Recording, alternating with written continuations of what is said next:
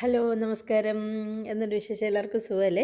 ഇന്ന് ഞാൻ നല്ലൊരു ഈവനിങ് സ്നാക്സാണ് നമ്മൾ പാലപ്പമൊക്കെ തയ്യാറാക്കുമ്പം ഉപയോഗിക്കുന്ന മാവ് ഉപയോഗിച്ച്, അതായത് അധികം വന്നിരിക്കുന്ന മാവാണെന്നുണ്ടെങ്കിൽ നമുക്കത് ഉപയോഗിച്ച് അതെങ്ങനെ ഒരു ഈവനിങ് സ്നാക്സാക്കി മാറ്റാം എന്നാണ് ഇന്നത്തെ വീഡിയോയിൽ.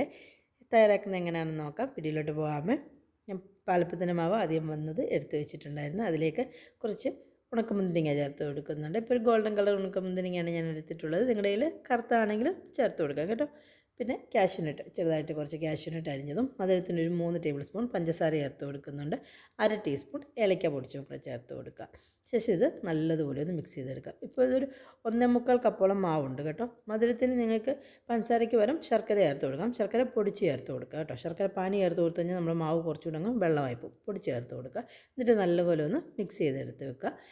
ഇഡലി തട്ടെടുക്കുക. ഇഡലി തട്ടിലേക്ക് കുറച്ച് നെയ്യ് ചേർത്ത് കൊടുത്ത് ഒഴിച്ചു കൊടുത്ത് അത് നല്ലതുപോലെ ഒന്ന് തട്ട് മൊത്തം ഒന്ന് മിനുസപ്പെടുത്തി എടുത്തിട്ടുണ്ട്. തട്ടിൽ നല്ലതുപോലെ പുരട്ടിയെടുക്കുക. ഇപ്പം നെയ്യ് ഇല്ലെങ്കിൽ ബട്ടറോ വെളിച്ചെണ്ണയോ ചേർത്ത് കൊടുക്കാവുന്നതാണ്. നെയ്യിലാണെന്നുണ്ടെങ്കിൽ കുറച്ചുകൂടെ നല്ല ടേസ്റ്റ് ആയിരിക്കും കേട്ടോ. ശേഷം നമ്മൾ മിക്സ് ചെയ്തെടുത്ത് വെച്ചിട്ടുള്ള മാവ് ഒഴിച്ചു കൊടുക്കുക. ഗാർണിഷ് ചെയ്യാനായിട്ട് ഞാനിപ്പം കാഷ്യൂനട്ട് ഇട്ട് കൊടുക്കുന്നുണ്ട്. കാഷ്യൂനട്ടിന് പകരം നമുക്ക് ഉണക്കമുന്തിരിങ്ങ അല്ലെങ്കിൽ ടൂട്ടി ഫ്രൂട്ടിയൊക്കെ ഉണ്ടെന്നുണ്ടെങ്കിൽ നല്ലൊരു കളർഫുള്ളും ആയിരിക്കും, കുട്ടികൾക്കൊക്കെ ഇഷ്ടപ്പെടുകയും ചെയ്യും. അത് ഉപയോഗിച്ച് വേണമെങ്കിലും ഗാർണിഷ് ചെയ്തെടുക്കുക. ശേഷം നമ്മൾ സാധാരണ ഇഡ്ഡലിയൊക്കെ വേവിച്ചെടുക്കുന്ന പോലെ ഇഡ്ഡലി പാത്രത്തിൽ സ്റ്റീം ചെയ്തെടുക്കുക. കുറച്ച് വെള്ളം ഒഴിച്ച് കൊടുത്തതിന് ശേഷം നമ്മൾ മാവ് ഒഴിച്ച് വെച്ചിട്ടുള്ള തട്ടിറക്കി വെച്ച് കൊടുത്ത് ഒരു 10 മുതൽ 12 മിനിറ്റ് സമയം നല്ലതുപോലെ അടച്ച് വെച്ച് തീ ഒരു മീഡിയം ലോ ഫ്ലെയിമിൽ വെച്ചിട്ട് കുക്ക് ചെയ്തെടുക്കുക. ഇപ്പോൾ ഒരു 10 മിനിറ്റ് സമയം കഴിഞ്ഞിട്ടുണ്ട്. ഒട്ടും ടൂത്ത് പിക്കിൽ പറ്റിയിരിക്കുന്നില്ല. നല്ലതുപോലെ വെന്ത് റെഡിയായി കിട്ടിയിട്ടുണ്ട്. നല്ലൊരു ഈവനിങ് സ്നാക്സ് റെഡി ആയിട്ടുണ്ട്. Bye guys, thank you for watching my video.